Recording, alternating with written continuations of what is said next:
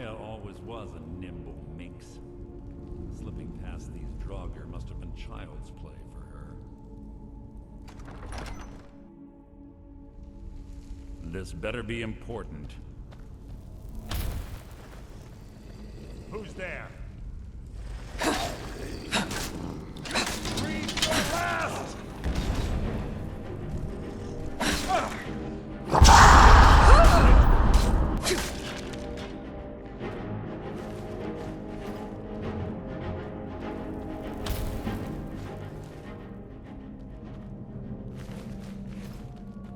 This better be important.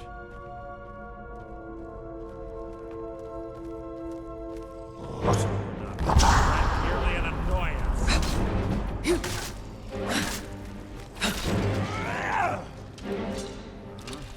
Who's Rhoda?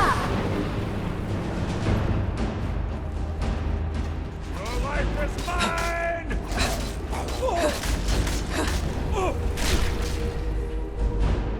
So ends the lesson.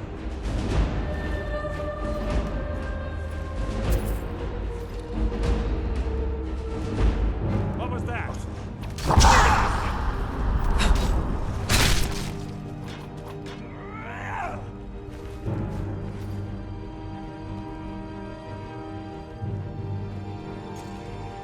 What was that?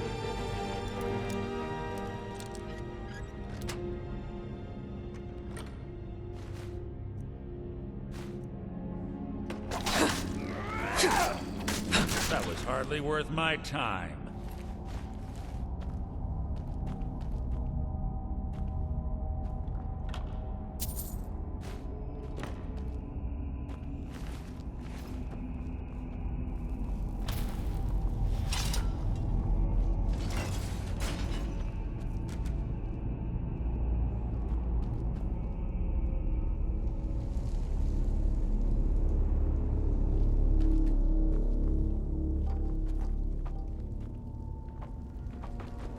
We're on the right track. She's been through here as well.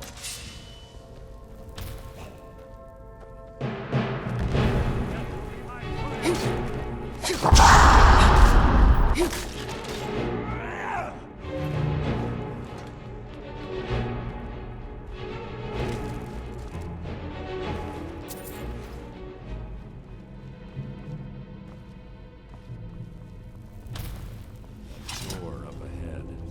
Looks perfect for hiding an ambush. Be ready.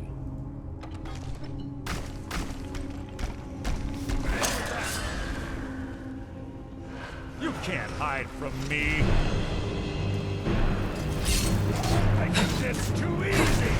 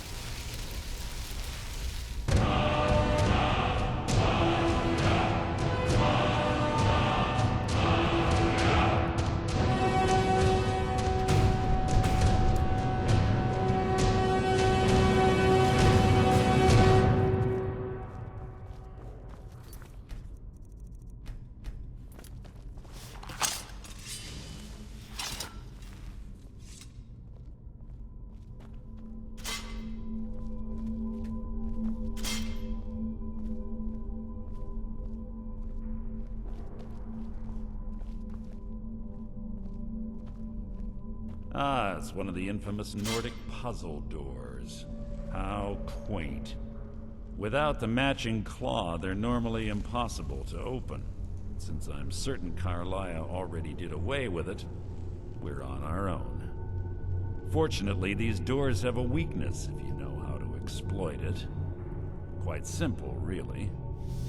Karliah is close, I'm certain of it. Now let's get moving.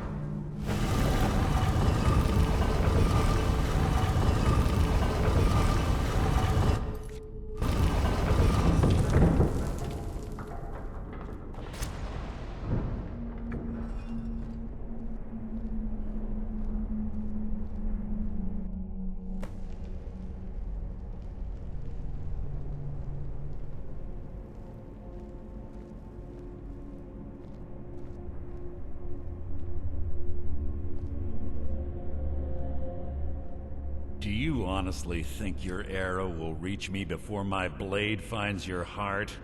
Give me a reason to try. You're a clever girl, Karliah. Buying Golden Glow Estate and funding Haunting Brew Meadery was inspired. To ensure an enemy's defeat, you must first undermine his allies. It was the first lesson Gallus taught us.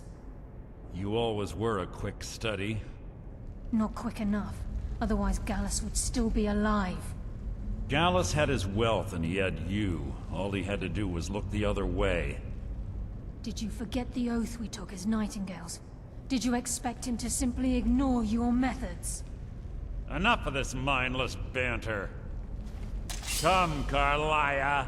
It's time for you and Gallus to become reunited.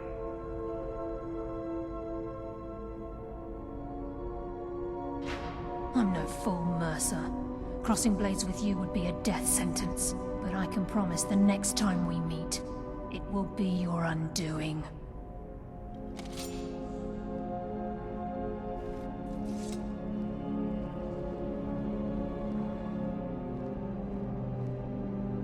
How interesting.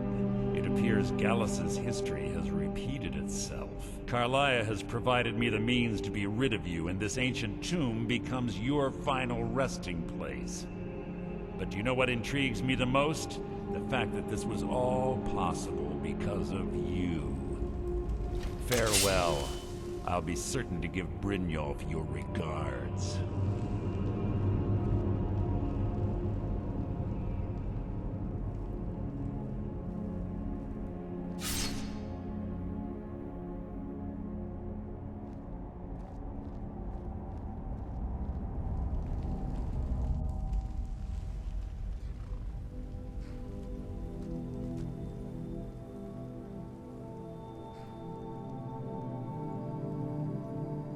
Easy. Easy. Don't get up so quickly. How are you feeling? No, I saved your life. My arrow was tipped with a unique paralytic poison. It slowed your heart and kept you from bleeding out. Had I intended to kill you, we wouldn't be having this conversation. My original intention was to use that arrow on Mercer, but I never had a clear shot. I made a split-second decision to get you out of the way, and it prevented your death.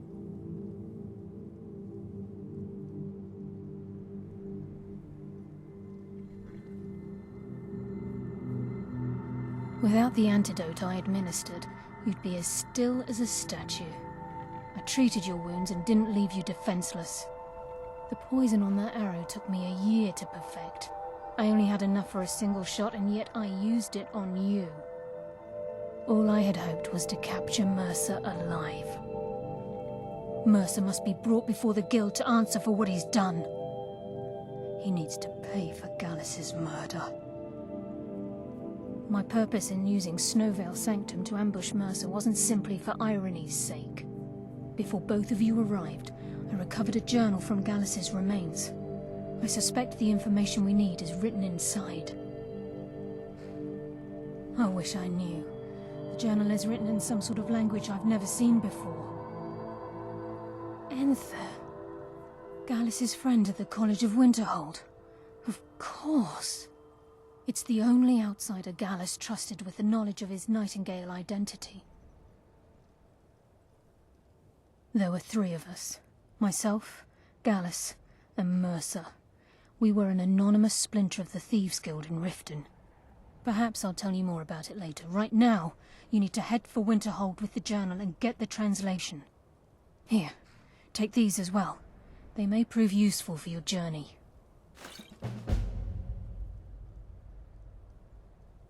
Mercer lied to the Guild, branded me a murderer, and slandered my name across his network of contacts. For 25 years I ran, never sleeping in the same place twice and carefully covering my tracks. Mercer doesn't need to die. He needs to feel the cold sting of fate as his life crumbles in front of him and he's hunted by the Guild. I can promise you, if it comes to that, and my back's to the wall, I won't hesitate. I'm afraid not. There are preparations to make, and Gallus' remains to lay to rest. I promise to join you there as soon as I can. He was a scholar, a master thief, and a natural leader. Everyone respected him and followed him without question.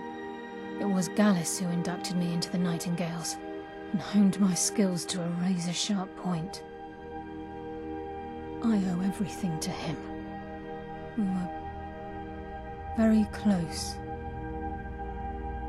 Gallus once said he felt comfortable around me, able to let his guard down. I can't help but think that I'm responsible for what happened to him. Remember, speak only to Anther. Trust no one else.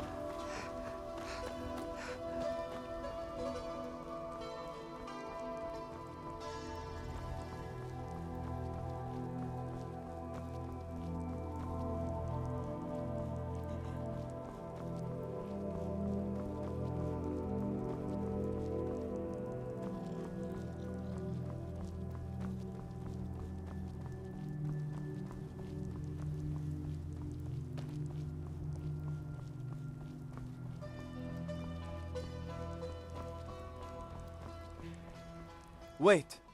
I know you. There's no mistake.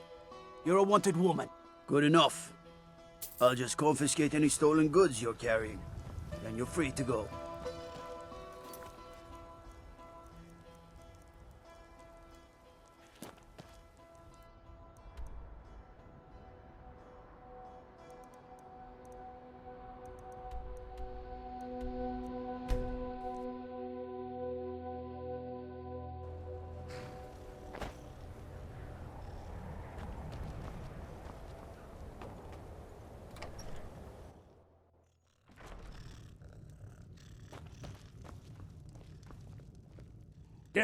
Yes, what is it?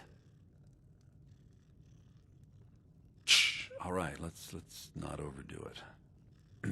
Meet me in my quarters.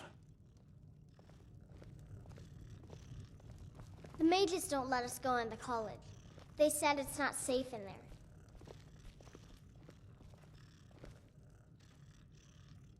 Can I help you with Karliah? Then she's finally found it. Do you have Gallus's journal? A problem? Let me see it. No, this is just like Gallus. A dear friend, but always too clever for his own good. He's written all of the text in the Falmer language. No. However, I know someone who might. The court wizard of Markarth, Calselmo, may have the materials you need to get this journal translated. A word of warning. Calselmo is a fierce guardian of his research. Getting the information won't be easy. Besides the fact that there are only a handful of people in Tamriel that even recognize the language, I'm fairly certain he was planning some sort of a heist that involved a deep understanding of the Falmer language. Sadly, we never had the opportunity to speak about the details. Ironically, I pointed him in the same direction I pointed you, to Markarth and Calselmo. I'm only hoping whatever means he used to learn the language will still be available to you. In the time before man, they were known as the Snow Elves. They lived in the sunlight and had a very prosperous society. Like the Altmer? Yes, I would say their culture quite possibly rivaled our own. The Nords went to war with the Falmer in the First Era, killed them by the thousands to drive them from their snowy homeland. The Falmer retreated underground and forged an uneasy alliance with the dwarves who ended up betraying them. This betrayal made them what they are now. Horrible, blind monstrosities with a burning hatred of any but their own kind.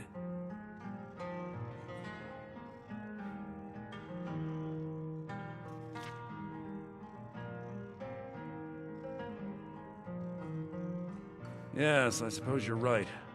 Forgive me. I've lost several close friends to the Falmer, and it tends to distort my view. If you wish to learn more about them, you're welcome to my tome on the subject. Should be on my table. He was a dear friend of mine, and a surprisingly astute pupil of academia. I was devastated when he was killed. I suppose that risk always coexisted with his line of work. I just never thought his luck would run out. Well, for the thrill, of course. He was quite clear that he felt more in his element climbing through a window rather than hunched over a dusty tome. Yes, quite an amusing anecdote, actually. I caught him trying to break into my laboratory. I was about to show him the error of his ways when he made a curiously astute comment about my research notes. I was astounded, and in turn it led to a conversation. Who would have imagined it would lead to such a strong friendship? Calselmo is stubborn as a mule. Be careful when you speak to him. Just say the word if you need a drink or...